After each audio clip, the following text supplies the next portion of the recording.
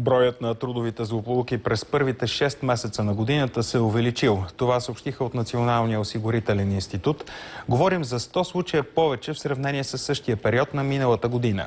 Какви са правата ни при трудова злополука и какво обезщетение можем да получим от работодателя, провери Марина Цекова. В началото на месеца ви показахме 4 работници в помпената станция на ВиК в Поморие, които пострадаха при трудова злополука. Този случай обаче не е изключение. По данни на Националния осигурителен институт, през първата половина на годината има регистрирани 1475 трудови злополуки. От тях 35 са завършили със смърт. Експертите обаче предполагат, че реалният брой е много по-висок. Хора работят и им се възлага работа без никаква документация.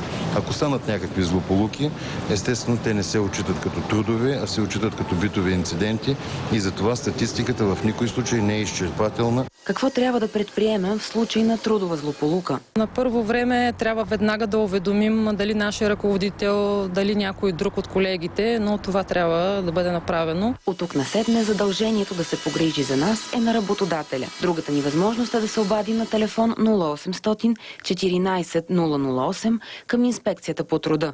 Трудовите злополуки обаче не се изчерпват само с инцидентите по време на работа.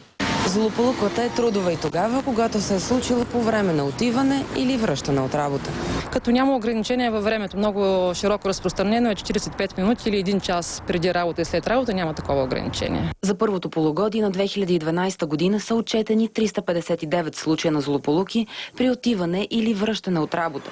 Независимо обаче кога се е случила злополуката, за да получим обезщетение, трябва да имаме сключен трудов договор. Възможно е, разбира се, при граждански договор и при стаж да се стигне до такова обезщетение, но то ще се търси по друг начин, по съдебен път, ако работодателят все пак не е спазил своите задължения. Ако от НОИ признаят злополуката за трудова, обезщетението при болничен е 90% от средното брутно възнаграждение. В случаите на инвалидизация или смърт, допълнителното парично обезщетение може да стигне и до няколко десетки хиляди лева.